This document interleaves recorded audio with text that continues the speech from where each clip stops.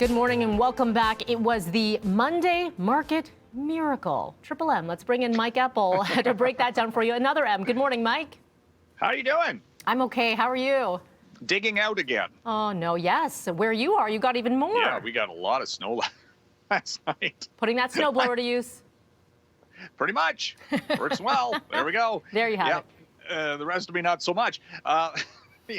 Monday was quite the day, Melanie. We saw, we were talking about it this time yesterday morning about how stocks were poised for a sell-off, and that's exactly what we saw, at least for about 3/4 of the trading session.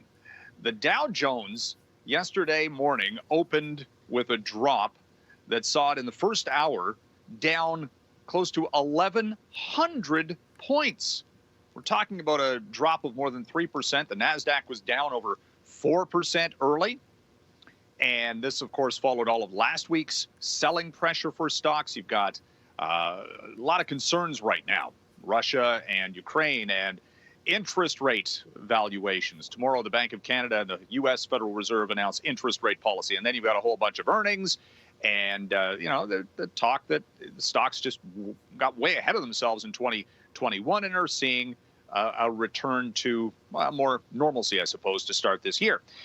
Anyway, after that initial slump, by around 2 o'clock, as I laid down for my long winter's afternoon nap, all of a sudden things started to turn. And when I woke back up, the Dow was up 99 points at the close. So a 1,200-point swing in a single day. One of the biggest swings in market history. And the funny thing, or not funny, I suppose, is the talk was a lot of retail investors, people who maybe are not used to volatility, were selling. They panicked early, and then all of a sudden the big funds swooped in and bought a whole bunch of bargain basement, well, relatively speaking, stocks late in the day, and that kind of stabilized things just a little bit. Wow. Okay. And how long was that nap, Mike? How long were you sleeping for? Not long enough. I hear you. Okay, Ford Motor Company. Yeah, I guess this is it's a good thing, a good problem to have. They just can't keep up with demand on their new pickup. Yeah, the Maverick. It's is that a Tom Cruise reference? Yes, it is. Sounds good. It could be.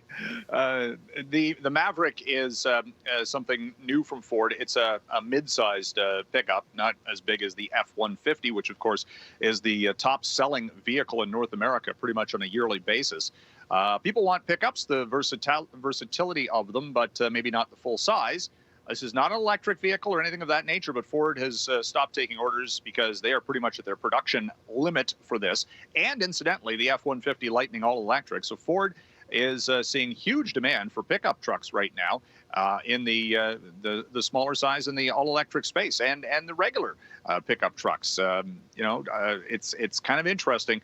When you hit production capacity, it's great, except you're missing out on all the money you could be making if you could ramp up production, right? So they're probably going to be expanding in short order.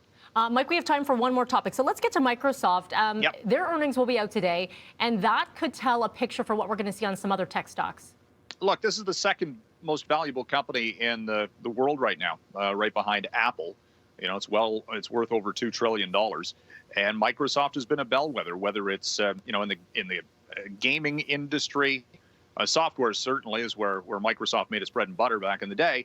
And, virtual everything, cloud computing. Microsoft was an early mover to the cloud. And that's been a massive moneymaker for this company. And its share price has just consistently gone up. So if it can put in earnings that are stable with guidance, IBM, for example, gave its earnings last night, didn't provide any forward guidance. Market doesn't like that particularly.